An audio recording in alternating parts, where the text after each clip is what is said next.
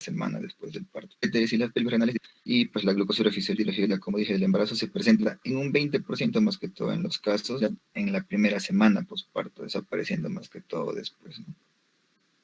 Vamos a partir con el sistema gastrointestinal.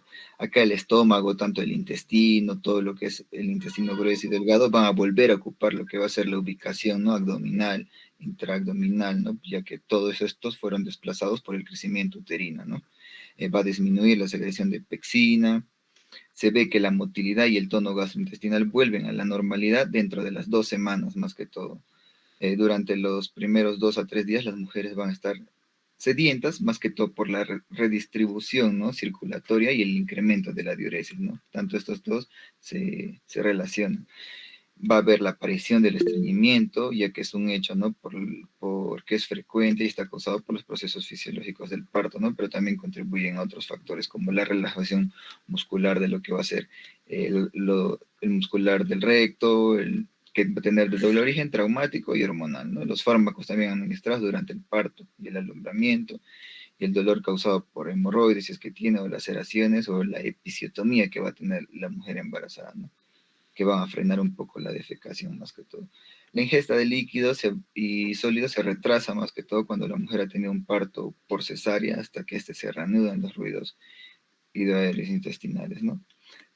Tanto si la mujer ha tenido una cesárea como partos difíciles e incluso en eutóxicos, puede asegurarse la normalización de la función intestinal por medio de los laxantes suaves, ¿no? Y exorción intestinal.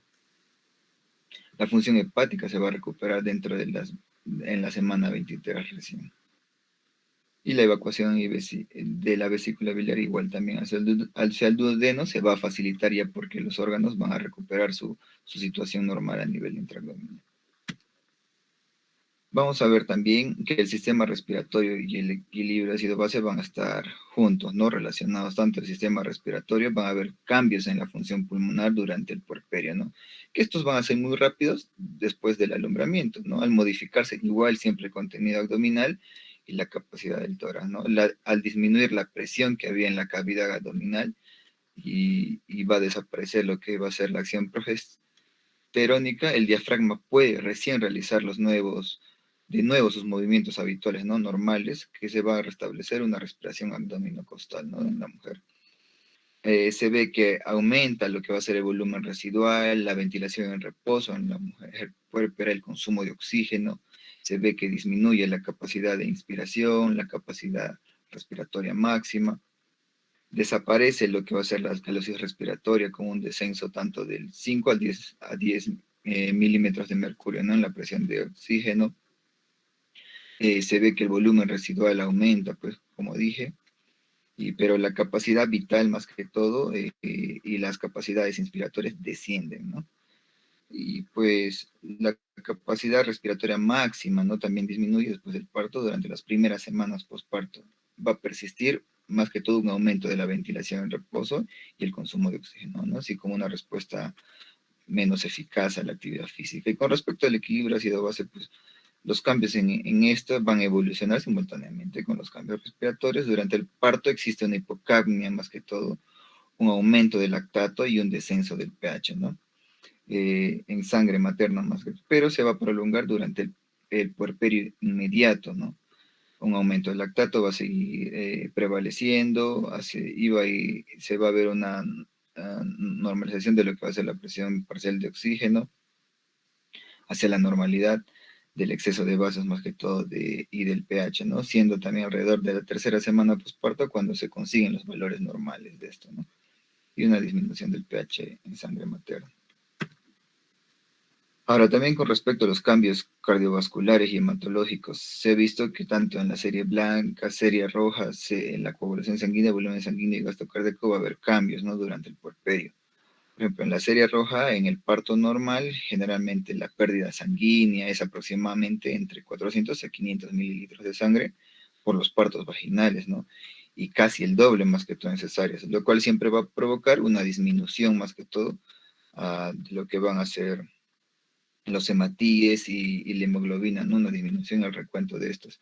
También el hematocrito experimenta un descenso, ¿no? Debido a no tan solo a la pérdida hemática, sino también al aumento del volumen transitorio, ¿no? Circulante, presentado generalmente en valores normales a las 2 semanas recién. Va a haber un aumento de la velocidad de la sedimentación globular, ¿no? Este se va a incrementar más que toda la capacidad de la agregación intravascular de los hematíes, ¿no? Vamos a ir con lo que es la serie blanca. La serie blanca, pues durante el trabajo de parto y después de él, hay una leucocitosis bastante marcada más que todo, llegando a veces a recuentos de leucocitos de 30.000 milímetros cúbicos, ¿no? Eh, hasta los 10 a 12 días posparto. Va a coexistir una linfopenia relativa y una eosinopenia no absoluta más que todo. Esta cifra de acá va a ir disminuir progresivamente, ¿no? Rápidamente, más que todo, durante la primera semana posparto y así. Con respecto a lo que va a ser la coagulación sanguínea, pues los factores de coagulación se han elevado durante la gravidez, ¿no? Tienden a mantenerse altos durante el principio del puerperio, más que todo, lo que predispone a la madre al desarrollo de tromboembolismos. Y para disminuir este riesgo, pues es esencial la movilidad temprana y frecuente de una mujer que recién ha dado a luz, ¿no?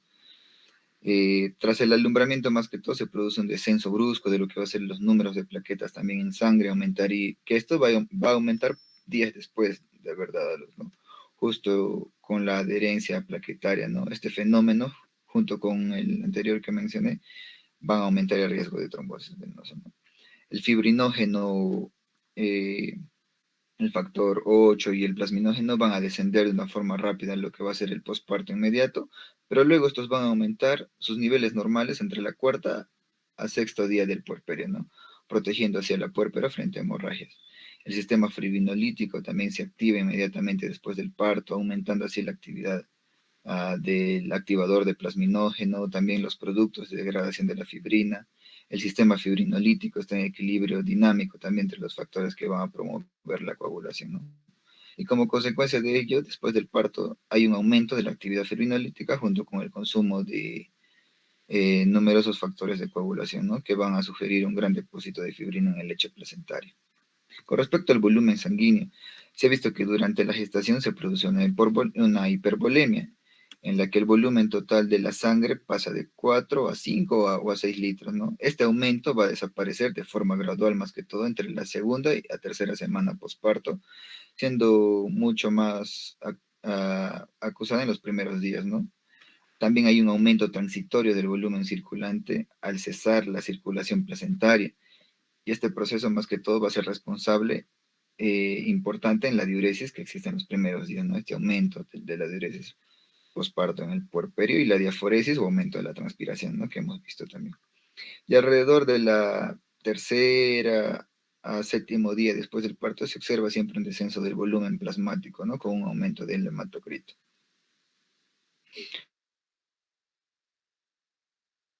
Trabajo de par que se aumenta el gasto cardíaco, que mantiene elevado varias semanas hasta volverse normal dentro del... Vamos a ver qué tal la tercera semana posparto, ¿no?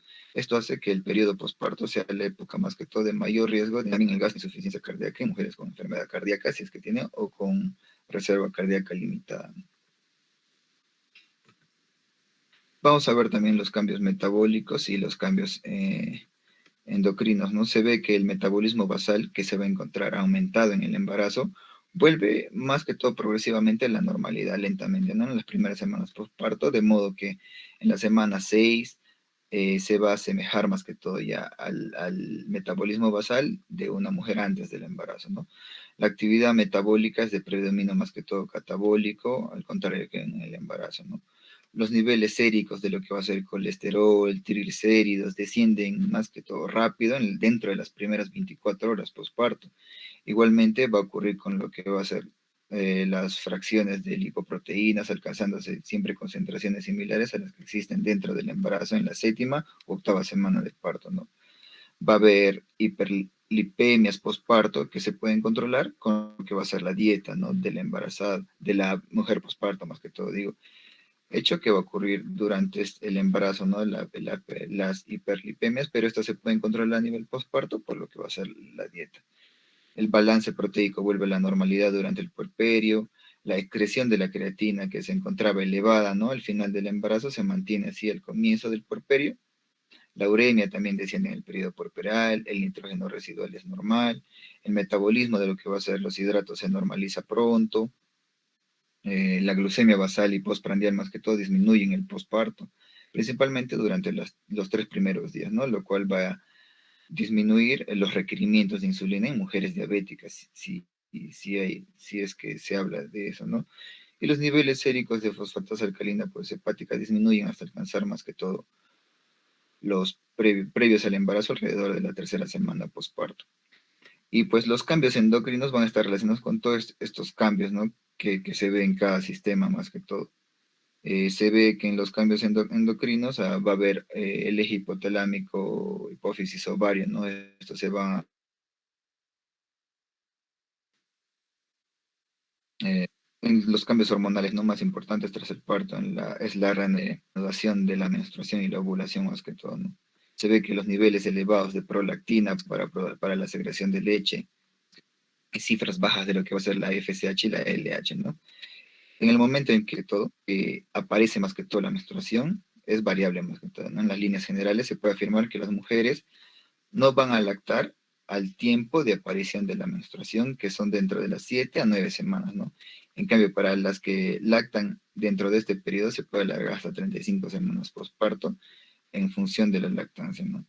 También hay que descartar que el hecho de la menstruación se restablece más que todo antes de la ovulación. O sea, que es decir, que la mayoría de los primeros ciclos postpartos son sin ovulación, ¿no? O anovulatorios.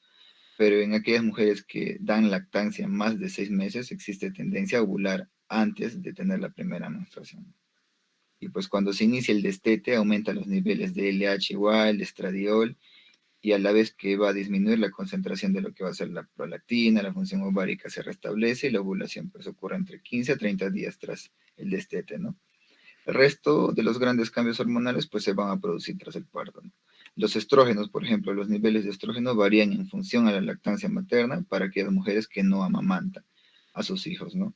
Los estrógenos más que todo alcanzan sus niveles foliculares hasta los 3 semanas postparto. Para los que dan lactancia materna y se encuentran en amenorrea, este periodo más que todo se va a alargar.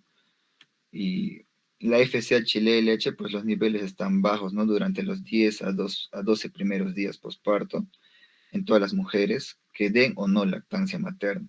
Después de la tasa, estas hormonas van a variar en su función, ¿no? Con respecto a la lactancia de la puérpera.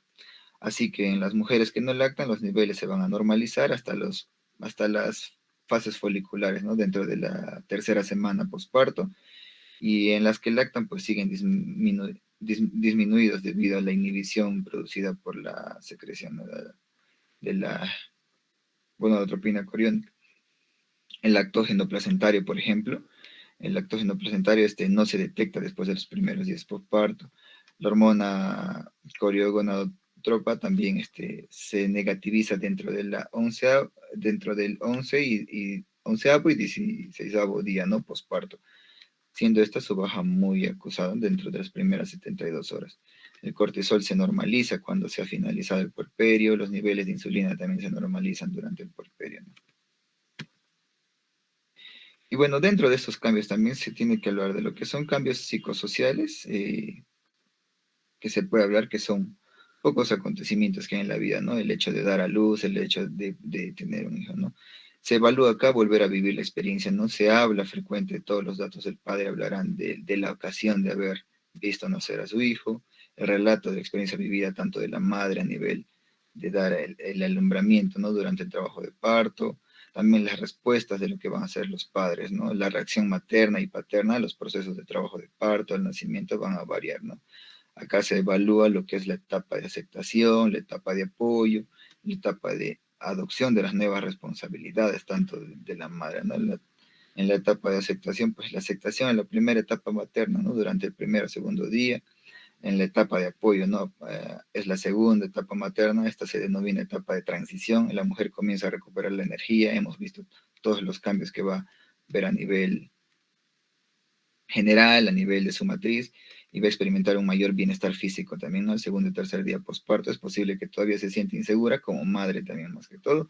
La etapa de adopción también es de nuevas responsabilidades, ¿no? Ya no son dos o ya no es una, sino ya es ya son 3, ¿no? Más el producto. La tercera etapa se produce pues, cuando la mujer adopta sus conductas más independientes al asumir su nuevo rol materno, ¿no? Y pues tenemos el vínculo entre padres e hijos, ¿no? Que es inmediatamente después del nacimiento, los padres y el recién nacido comienzan a unirse, ¿no? La unión se consigue a través del contacto visual, del tacto, del reconocimiento de la voz y del olfato, ¿no? Para sentirse unidos a los padres, el recién nacido pues necesita ser acogido en los brazos, acariciado por ellos, y pues va a haber situaciones también frecuentes donde puede interferir, ¿no? En el establecimiento del vínculo de la madre, como la fatiga, el dolor, los fríos, calofríos, pues son importantes el desarrollo siempre del vínculo materno, recién nacido, padre, y durante las primeras horas recién nacido también. Entonces, tras el parto. Bueno, yo voy a hablar sobre lo que es la atención postparto.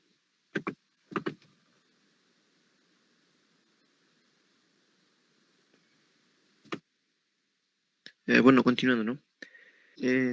Algo importante que hay que tener en cuenta acá es que, bueno, como dijimos al inicio de nuestra exposición, el puerperio inmediato incluía, ¿no? Lo que son las primeras 24 horas tras el nacimiento, y dentro de este lapso de tiempo, en las 2 primeras horas iniciales son las de mayor riesgo de complicaciones. Esto sobre todo porque va a haber, pues, problemas hemorrágicos, ¿no? Y obviamente hay que tener muy en cuenta los signos que estén relacionados con esto, ¿no? Como por ejemplo la presión arterial, la frecuencia cardíaca. Y estas 2 horas iniciales son importantes porque en este periodo se pueden instaurar mecanismos de hemostasia que son pues adecuados, ¿no? De manera que la puérpera va a estar esas 2 horas en una sala pues especializada o una sala dedicada a la atención postparto, ¿no? Que va a disponer de todo lo necesario para el control y el tratamiento de las posibles complicaciones que se puedan presentar, y permanecerá pues en este caso en ayunas, y mantendrá lo que es una venoclisis, ¿no? Que es establecida, ¿no? En el parto. Siguiente, por favor. Ahora, en este caso, como dije, ¿no? Las 2 horas iniciales son las más importantes. Ahora, en los partos vaginales se recomienda, ¿no? Cuando los partos que no hayan tenido complicaciones, que recién nacido acompañe pues a la madre a la sala del puerperio inmediato. En esta misma sala puede estar acompañado con un familiar, porque también va a tener que ver con respecto a razones físicas y emocionales, ¿no? Que va a ser también importante porque la atención postparto de la puerpera no solo tenemos que tener en que va a ser muy importante para para la recuperación de la madre, para su bienestar de la madre y también para el desarrollo adecuado del neonato.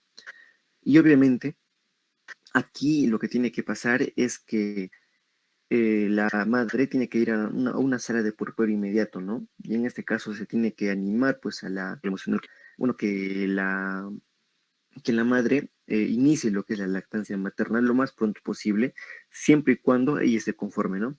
Ahora, cuando las constantes bueno, las constantes estén estables, lo que se tiene que hacer es llevar a una unidad de hospitalización adecuada, como dije en las 2 primeras horas, y luego de eso, ¿no? Bueno, cuando ya las constantes están estables, la unidad de hospitalización es lo siguiente, ¿no? Que va a continuar, porque luego de eso vamos a ver que los tratamientos van a ser pues diferentes. Va a necesitar en este caso menos atención, ¿no? Que en comparación a las 2 primeras horas que se tenga. Siguiente, por favor. John, antes que pases, a ver, regresa. Entonces, las 2 primeras horas tiene que estar en un ambiente de puerperio inmediato precoz, que está adjunto a sala de partos. Como dice ahí, si las constantes vitales, se supone estamos hablando, si las funciones vitales están estables, ya se pasa a otro ambiente. Imagino se refiere a unidad de hospitalización. Entonces, más o menos, en el Hospital Lorena nosotros tenemos 15 camas en lo que respecta a unidad de hospitalización del puerperio. Ya se pasa a ese nivel. En ese nivel de unidad de hospitalización que dice ahí, tenemos solo 2 obstetrices. Significa más o menos una obstetriz se hace cargo de 7 y la otra de 8. ¿Por qué? Porque teóricamente en las 2 primeras horas ya se ha descartado la posibilidad de que pueda complicarse. ¿Con qué? Especialmente con las hemorragias. Eso no significa que después de 2 horas no pueda presentarse las complicaciones de tipo hemorrágico. Se puede complicarse, pero la probabilidad es mucho menor. Entonces, cuando dice unidad de hospitalización, se refiere a otro ambiente en la que hay más puérperas. A cargo de ello, menos obstetrices. Hay que seguir. Está bien, doctor. En este caso, lo que tenemos que tener en cuenta es que dentro del puerperio inmediato se deben cumplir todas las necesidades de salud de la puérpera, ¿no? En este caso, en las 2 primeras horas, medidas que previenen lo que es la hemorragia, infección, enfermedades tromboembólicas y también lo que es la hipertensión, ¿no? Hacer un seguimiento adecuado de lo que es la tensión arterial. También medidas que aseguren el bienestar de la madre, en este caso, pues relacionado, ¿no? A las que proporcionan alivio en las molestias pues, que se han producido por el parto y en algunos casos, pues por si se ha realizado una episiotomía, ¿no? O un desgarro que va a constituir principalmente, ¿no? En la recuperación del paciente, ¿no? Bueno, se tiene que buscar que la madre se descanse, ¿no? Porque hay un cansancio muscular en este caso. Bueno, se tiene que dar lo que es la información sobre la evolución del puerperio, sobre la lactancia y sobre los cuidados, ¿no? Del recién nacido. Y también un asesoramiento que conduzca al autocuidado y que favorezca, ¿no? Lo que es la interacción de padres con el recién nacido. Siguiente, por favor. Bien, en este caso vamos a dividirlo en dos, ¿no? En cuidados físicos y en cuidados psicosociales. En los cuidados físicos, inicialmente lo que tenemos que considerar es que en este periodo debemos controlar exhaustivamente, ¿no? Lo que es el útero, su involución y valorar lo que es la pérdida hemática. En este caso tenemos que valorar o bueno, observar el estado general, ¿no? Valorar lo que son los signos vitales y, y el estado de la vejiga. Y obviamente lo que tenemos que valorar son los siguientes parámetros, ¿no? Como está en imagen, bueno, en el cuadro, que es la coloración de piel y mucosas, nivel de conciencia, pulso y tensión arterial, la altura y consistencia del útero, la pérdida hemática, lo que es la vejiga urinaria, la inspección del perineo, la temperatura. En este caso se recomienda, ¿no? Que en las 2 primeras horas sea cada 15 minutos y en las 2 a 8 horas siguientes tendría que ser cada 2 horas y después de la 8ª hora para completar las 24 horas debería ser cada 8 horas.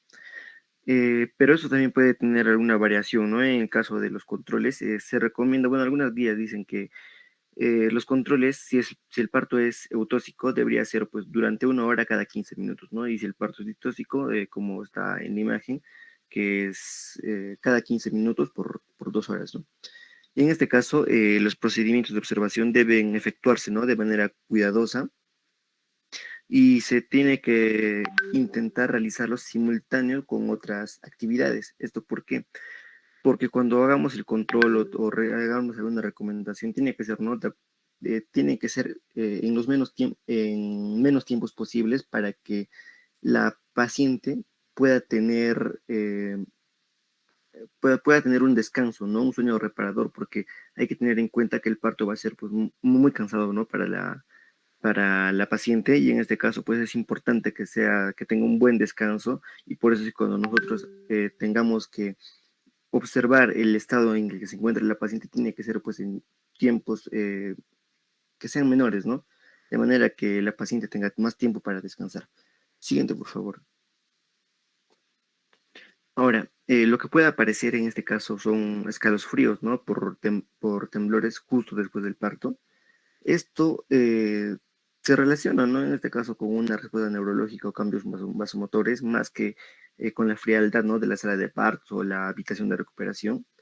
Y en este caso, ¿no? Que no requiere tratamiento, ¿no? En el caso de que la paciente eh, tenga escalofríos o temblores que sean un poco más intensos, lo recomendable es recurrir a bolsas de aguas calientes, bebidas calientes, si es que ya está iniciado, ¿no? La ingesta, pero en la mayoría de los casos es suficiente con abrigar bien a la puérpera. Con respecto al pulso, este va a variar, ¿no? Va a tener una tendencia a la bradicardia durante los primeros, durante los primeros días, porque hay que tener en cuenta que hay una variación, una alteración, ¿no? En este caso, porque el gasto cardíaco de la gestante va a disminuir, porque en este caso ya con el desprendimiento de la placenta, el gasto cardíaco que va a tener es menor, ¿no? Ya no va a tener que suplir las necesidades de dos seres vivos. Y en este caso, es poco frecuente que exista una taquicardia, ¿no? Pero hay que valorar, porque esto va a ser importante, sobre todo en las primeras horas, porque si existe una taquicardia, es probable que estemos, pues, hablando de lo que es un sangrado, ¿no? O también, pues, ¿no? Hace referencia a que el parto ha sido difícil o el parto ha sido prolongado. En este caso, no existen modificaciones específicas sobre lo que es la tensión arterial. En este caso, se tiene que verificar, ¿no? Cómo está la tensión. Por lo general no hay alguna patología, ¿no? Y esas lecturas por lo general deben ser estables, ¿no? Y dentro de la normalidad. En este caso, un descenso de la presión arterial debemos relacionar, ¿no? Con una hemorragia uterina y una elevación considerable. En este caso, si se acompaña con una cefalea, puede sugerir una hipertensión inducida por el embarazo, ¿no? Y esto requiere pues una valoración más estricta. Pero también hay que tener en cuenta, ¿no? Justamente esos dos signos. Bueno, correlacionar dos signos, el pulso y la tensión arterial.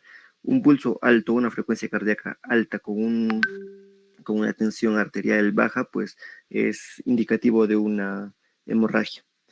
Ahora, la temperatura de la madre a las 24 horas, algunas recomiendan, ¿no? Bueno, no recomiendan, dicen que la temperatura puede encontrarse a los 38 grados centígrados, eso debido a la fatiga muscular y a la reabsorción de sustancias, ¿no? Eh, pero no es así siempre, ¿no? Por lo general en este periodo no debe haber fiebre y cualquier elevación de temperatura que esté por encima de los 38 grados, pues sugiere infección. Siguiente, por favor. Otra cosa que tenemos que hacer es vigilar, ¿no? Lo que es la pérdida sanguínea, sobre todo las primeras 2 horas, ¿no? Y a lo largo de las primeras 24 horas no debe llegar pues a más de 400 centímetros cúbicos. Ahora, si la cantidad es mayor, pues se tiene que investigar, ¿no? La causa. En este caso puede ser relacionado a una atonía, una retención de cotiledones, desgarros, entre otros, ¿no? Ahora, valoración del útero, en este caso tenemos que ver, ¿no? Que haya una construcción correcta, ¿no?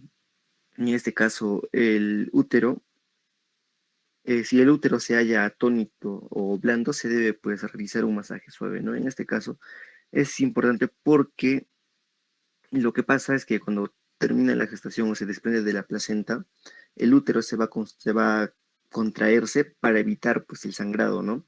Para hacer un tipo de hemostasia, de manera que esta constricción, pues el útero debe estar en este caso contraído, ¿no? Y si se halla atónito o blando, es probable que aumente el riesgo, ¿no? De hemorragias. Ahora, lo mismo es del globo de seguridad, ¿no? Que se manifiesta en la región del hipogastrio. El globo de seguridad es es ese útero que está contraído, ¿no? Y que se va a sentir en la región del hipogastrio, más o menos a 2 traveses por debajo del ombligo, ¿no? Y en este caso va a indicar un correcto desarrollo de lo que es de la involución uterina.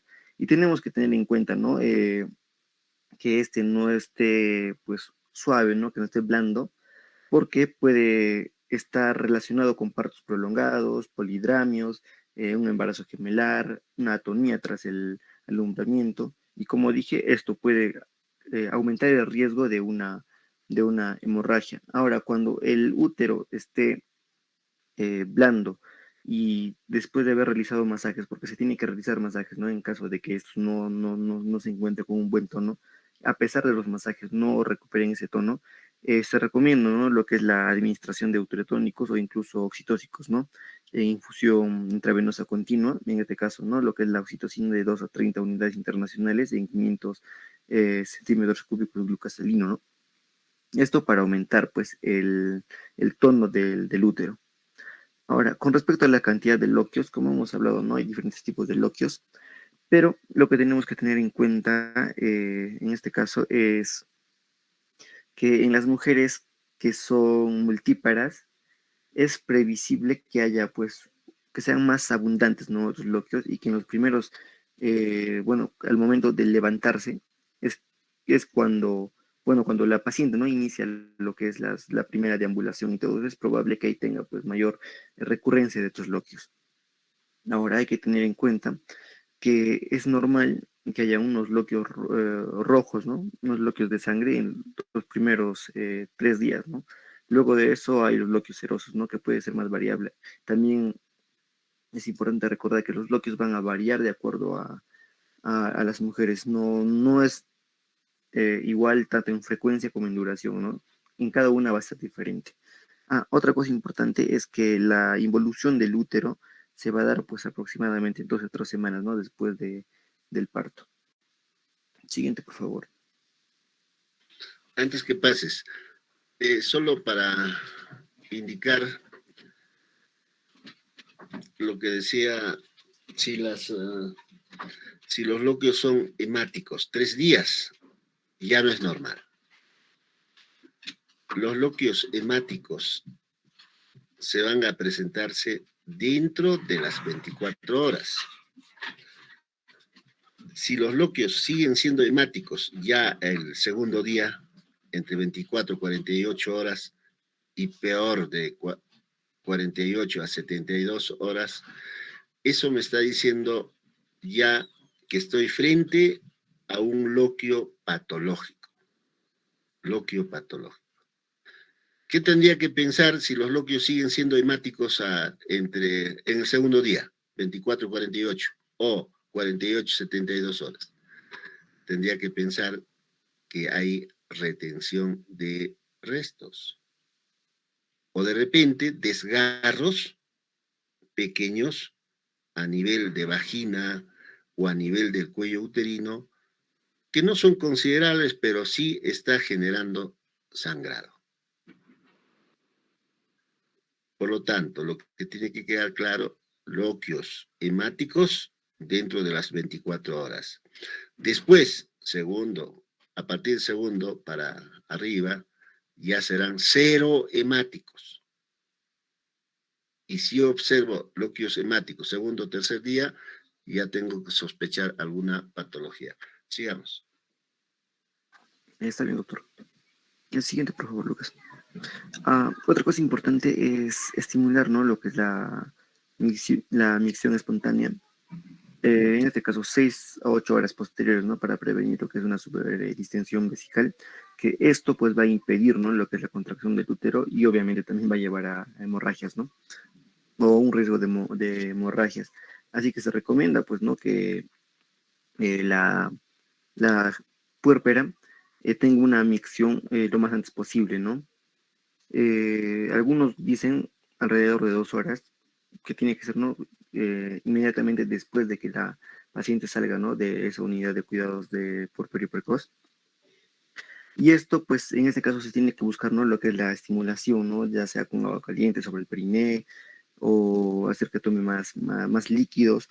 Todo esto para evitar, pues, lo que es el sondaje, ¿no? Ya que estos van a favorecer infecciones. Y aparte, bueno, en el caso de que haya ya una distensión vesical, que haya originado un globo vesical y la mujer no pueda miccionar espontáneamente, ahí sí va a ser necesario, ¿no? Realizar un sondaje. Ahora, con respecto a la deambulación temprana y frecuente, en este caso va a ser importante porque va a disminuir la incidencia de tromboflebitis y embolismo pulmonar, aparte que va a hacer que los procesos circulatorios de la puérpera se recuperen más rápido, ¿no? También pues evita que aparezcan problemas respiratorios o otros problemas que tengan que ver con la circulación, ¿no? También otros problemas que se van a afectar con una deambulación temprana es el estreñimiento o complicaciones urinarias. Con respecto a la exploración de los miembros inferiores, es importante descartar signos de trombosis venosa, ¿no? En este caso, en las piernas, ¿no? Como calor, como dolor, tumefacción, ¿no? En este caso. Y ahora la ingestión de alimentos líquidos se puede iniciar, ¿no? A las 2 horas postparto, y en este caso también, pues, ¿no? Siempre y cuando no haya habido complicaciones y obviamente esté indicado, ¿no? Con respecto a la valoración del periné, se tiene que revisar, ¿no? En este caso, la episiotomía, ¿no? Valorando la posible aparición de signos inflamatorios, ¿no? Como en este caso hematomas, flebosis, propiamente. Y en este caso hay que tener en cuenta que en estas zonas se tiene que aplicar hielo, ¿no? En las primeras horas del alumbramiento para reducir el edema y adormecer, ¿no? Lo que son los tejidos y aumentar, pues, la comodidad. Y obviamente esto va a estar acompañado, pues, de una higiene, ¿no? De lo que es del mismo, que se tiene que mantener, pues, ¿no? Bastante limpio y obviamente en todo el tiempo que se pueda mantener o que este ambiente sea un ambiente seco. Siguiente, por favor. Bueno, con respecto a la higiene de la vulva y los cuidados del periné, es importante no hacer un lavado con agua y jabón en dirección vulvo-anal, que esto es importante. Y aparte de eso, se recomienda, ¿no? Lo que es la de la desinfección con un antiséptico, ¿no? En este caso la clorexidina, en lugar del yodo povidona. Y obviamente valorar también lo que son, ¿no? Los signos inflamatorios, ¿no? También hay que tener en cuenta acá que lo que es el uso de la clorexidina no está recomendado en caso de que haya habido episiotomías traumáticas o haya habido alguna complicación. Con respecto a lo que es la presencia del dolor, esto puede ser, ¿no? Un reflejo de la evolución fisiológica de todo el proceso de la consecuencia o de la consecuencia, ¿no? De aparición de nuevas patologías. Por lo general, cuando se trata de dolores propios del parto, se da pues un tratamiento farmacológico, ¿no? En este caso puede ser paracetamol o algún AINE que eh, no interrumpa el proceso de la lactancia, ¿no? Y obviamente lo que es el inicio de lactancia eh, que se tiene que realizar lo más antes posible, se recomienda en las 2 primeras horas de, después del parto, ¿no? Justo en ese momento, porque el neonato va a estar pues en alerta, ¿no? Y en este caso pues va a facilitar lo que es una adaptación materno-filial. Y también se aconseja lo que es la exploración de las mamas durante el primer día, ¿no? Porque si investigamos, ¿no? Cómo están las mamas en estos primeros días, vamos a poder ver, ¿no? Qué cambios ha tenido después. Y también se tiene que comprobar, ¿no? Lo que es el grupo sanguíneo y el factor RH materno. Bueno, esto es siempre y cuando el recién nacido haya nacido con un RH negativo, ¿no? Y en este caso, pues tenemos que iniciar, pues, lo que es la profilaxis de su inmunización, ¿no? Del RH en las 72 horas con la gamma globulina anti-D. Siguiente, por favor. John, antes, cuando habla de ¿dolor a qué nivel se refiere? A nivel del perineo, doctor. En este Ya, caso, por, ya. por la Ahí. episiotomía o por el mismo trabajo de parto. Bueno, entonces ahí una diapositiva antes dice hay que evaluar periné buscando inflamación. Sí, doctor. Ya, eso no es tan verdad, ¿no? Se supone, hay que partir de esto. Una puérpera de parto eutóxico sale de alta a las 24 horas, o dentro de las 24 horas, 18, 20, hasta 24 horas. Una puérpera de parto distóxico, cesárea, tercer día. Por lo tanto, si yo evalúo puérperas, me imagino en la práctica ya les ha dicho, porque yo a los muchachos que están rotando les digo, ¿qué se debe evaluar en el puerperio? En general, una mirada en general, inspección.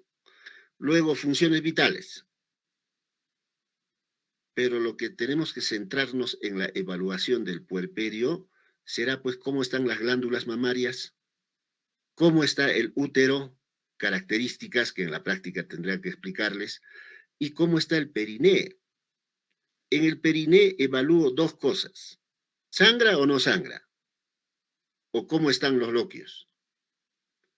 Y evalúo si ha habido episiotomía, cómo está la episiorrafia. Si ha habido desgarro, cómo está perineorrafia. Entonces, cuando la gestante, o en este caso, cuando la puérpera dice que duele, no tengo que buscar inflamación, tengo que pensar de entrada, si dice duele, hematoma, hematoma. porque tanto en los desgarros como en las episiotomías se puede presentar hematoma. Y si nosotros no evaluamos adecuadamente, se nos va a pasar el hematoma. Y se va a irse a su casa con su dolor, y si le indicamos un analgésico, va a calmar, pero el hematoma no va a desaparecer. Y después la puérpera va a regresar. Será pues al quinto día, sexto día, séptimo día, va a regresar con dos posibles problemas. Ese hematoma se infecta, entonces ya estamos hablando infección perineal. O por la misma presión, ese hematoma hace que la episiotomía sufra una dehiscencia. Se rompan los hilos, se rompa. Entonces se abre. De manera que cuando uno evalúa perine, no es que evaluemos inflamación, porque dentro de las 24 horas no se va a presentarse una inflamación, una infección. Hay que evaluar buscando hematoma. Y si dice dolor, con mayor razón. No solamente debemos ver el periné, sino hay que hacer el tacto, porque el hematoma puede estar dentro de la vagina. Bueno, eso sería bueno que pregunten a los docentes de práctica, ¿no? Bueno, sigamos. Está bien, doctor. Siguiente, por favor, Lucas. Ya, otro punto de lo que estábamos hablando y que considerábamos importante era los cuidados psicosociales, ¿no? En este caso, pues no para dar una atención más integral, ¿no?, al paciente, tanto a la puérpera como al neonato. En este caso, lo que tenemos que ver es, o buscar ver signos positivos, ¿no?, del vínculo entre padres e hijos. En este caso, ¿de qué estamos hablando principalmente, no? Bueno, si la madre abraza, ¿no?, estrechamente al niño al levantarlo, si le mira a los ojos, si le habla y le canta, si distingue rasgos físicos del niño dignos de admiración, si da significado a los actos del niño cuando este lo toma por reflejo, ¿no? Por ejemplo, si le está agarrando bueno, si le alcanza un dedo, ¿no? En este caso, ¿no?, va a decir, ¿no?, que le está con el dedo, aunque este sea un reflejo. O va a llamar al recién nacido por su nombre, que no le molestan las heces del niño y acaricia, ¿no?, y frota al bebé cuando está tranquilo y relajado. Y en este caso, hay estrategias, ¿no?, para favorecer lo que es el vínculo entre padres e hijos.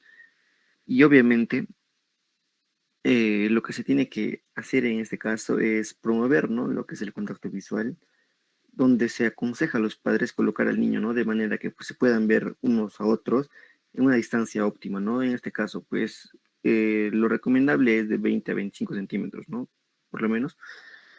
Y también, ¿no?, lo que es promover lo que es el contacto físico, y en este caso, más que todo, porque las caricias van a facilitar lo que es el apego, y van a hacer, pues, ¿no?, desde tocar desde las yemas de los dedos, ¿no?, hasta caricias, ¿no?, con la palma completa. Y obviamente esto va a hacer que el niño se tranquilice, ¿no?, y se relaje, y obviamente, pues, que haya un mejor apego, ¿no?, entre la madre y el hijo. También se aconseja, ¿no?, que los padres que hablen a su hijo, en este caso porque esto va a conducir, ¿no?, a que él pueda identificarse, ¿no?, como él. Y también, pues, ¿no?, lo que es recomendar estrechamente al recién nacido, en este caso abrazarlo, sentir su calidez, porque esto va a ser una experiencia positiva para la madre y también va a ser relajante y va a ser tranquilizador para el niño. Y obviamente tenemos que fomentar lo que son las actividades relacionadas con el cuidado del niño, como por ejemplo el baño, la higiene, ¿no? Y en este caso, porque estos van a aumentar lo que es la satisfacción de los padres, ¿no? Y eso va a ser pues importante, ¿no?, para el desarrollo. Siguiente, por favor. Bien, en este caso del puerperio tardío, ya va a ser más adelante, ¿no?, cuando ya se hayan descartado la posibilidad de aparición de otras complicaciones.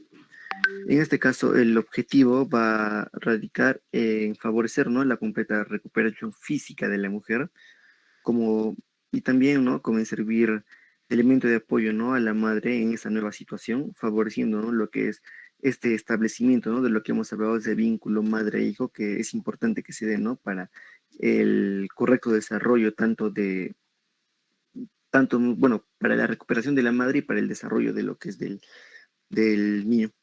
En este caso, es recomendable, ¿no? Lo que es la gimnasia de recuperación en el puerperio. En este caso, durante el puerperio inmediato, hasta los 10 o 12 días, debe iniciar, ¿no? Lo que son las contracturas y distensiones de la musculatura abdominal. En este caso va a ser eh, más que todo, ¿no? Para recuperar el tono de lo que es de los esfínteres. Como hemos hablado, ¿no? En la exposición, bueno, mi compañera habló inicialmente, habló, ¿no? De los ejercicios de Kegel, que es algo pues que tienen que hacer, ¿no? Las pacientes para recuperar pues el tono y evitar, ¿no? Esas pérdidas por incontinencia. Y a partir de los 12 días, y en el caso de que se haya realizado pues un corte, bueno, en la episiotomía, y haya una buena cicatrización, pues se tiene que empezar, ¿no? Con ejercicios que permitan tonificar el periné, ¿no? Y en este caso, pues es importante pues que haya esa gimnasia de recuperación, ¿no? Porque también va a ayudar en eso. Siguiente, por favor.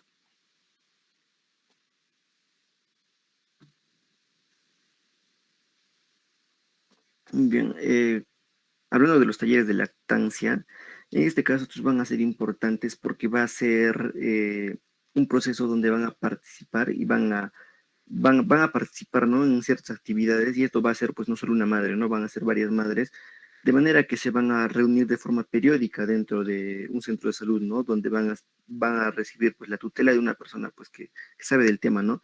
Y en este caso, este punto o este espacio va a ser importante para compartir dudas, problemas, soluciones, bueno, dar soluciones, ¿no? A algunos problemas, ¿no?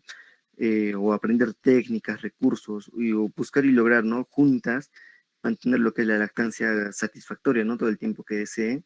Y en este caso, pues, eh, buscar o buscar soluciones, ¿no? A los problemas que se generen, bueno, que normalmente aparecen, ¿no? Como el pezón plano, los baches de hipogalactia, el cólico del lactante, lo que es las curvas de peso que estén detenidas, ¿no? O que la madre no tenga suficiente leche, o que el bebé no coja bien, o a veces hay dudas, ¿no? Bueno, que la madre dice que su leche no es buena, ¿no? Y en este importante, bueno, y este espacio es importante, ¿no? Porque acá pues se reconocen todos esos puntos y obviamente se busca la manera de corregirlos, ¿no? Y también se aprende a prevenir, ¿no? A abordar estos problemas, ¿no? Que son que son frecuentes, pues, ¿no? A lo que es al inicio de la lactancia. Y con respecto a los talleres de estimulación y lo que es el masaje infantil, lo que es la estimulación hace que se adquieran una conciencia del esquema corporal y desarrollen, ¿no? Las capacidades sensitivas y motoras de adaptación. De manera que el masaje va a ser lo que va a intensificar, ¿no? El vínculo con los padres y va a hacer que el niño desarrolle, ¿no? La capacidad para percibir afecto y seguridad. Aparte que este mismo masaje va a ser pues un, va a ser relacionada, ¿no? Con una técnica de comunicación no verbal, de manera que también esta a, va, va a ayudar, ¿no? A la adquisición del neonato de su esquema corporal, va a disminuir lo que es el estrés en situaciones que son desconocidas para el mismo neonato y también va a elevar pues lo que es el umbral de estimulación, ¿no? Favoreciendo pues lo que es la maduración neurológica del paciente. Por eso es que es importante también el masaje. Sería todo, doctor. Bien, yo creo que nos queda 8 minutos, tengo que ir al hospital. Dos cosas me parece. Eh, Primero, para el grupo de prácticas de hoy día, ¿cuántos son? 4 creo que son, ¿no es cierto?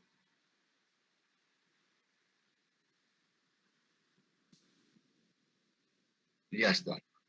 Están, me imagino, están ahora para coordinar porque necesito que los 4 vayan, 5 para las 9 debe estar ahí en la puerta de emergencia de ginecología. ¿Están? Ya está. Entonces, los 4 estarían. ¿Por qué? Porque pucha, hoy día hay mucha actividad en el hospital. Sí, doctor. Necesito organizar. 5 para las 9, esténse ahí en la puerta de emergencia. Si me olvido, me timbran, pues 5 para las 9.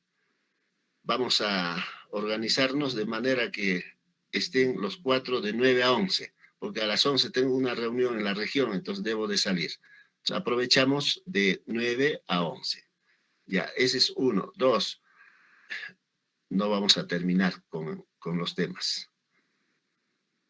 Quizás, a ver, pónganse de acuerdo, de repente el sábado en la noche podemos hacer por lo menos mi tema que faltaría precisar sobre parto y de repente puerperio patológico, sábado en la noche. Lógicamente es interesante, porque sin tiempo yo dejo pasar nada más. Entonces, pónganse de acuerdo, pues, más de ustedes, ¿no? Puede ser a partir de las 7 de la noche, por decir. En vez de mirar televisión, mejor que de mí. Acá hacemos algo. No creo que trabajen, no. De los 40 que son, trabajará uno, y eso. Entonces, a ver si se ponen de acuerdo. Podemos vernos mañana a las 7 de la noche. Yo voy a avanzar lo que me corresponde y haría puerperio patológico. ¿Estamos de acuerdo, Mariluz? Póngase de acuerdo. No estamos diciendo que ya vamos a hacer. Eso va a depender de ustedes. Ya. 7 de la noche había mencionado. 7 de la noche. O la hora que digan, de repente algo que tienen que hacer, 7:30. Pero más tardar sería pues a las 8, ¿no? Entre 7 y 8 empezaríamos. Perfecto, ahí quedamos. Entonces, con mi grupo de prácticas, 5 para las 9 nos veremos, y con ustedes, si es que están de acuerdo, a las 7 o a las 8 de la noche mañana. Bien, hasta luego, hasta luego. Gracias.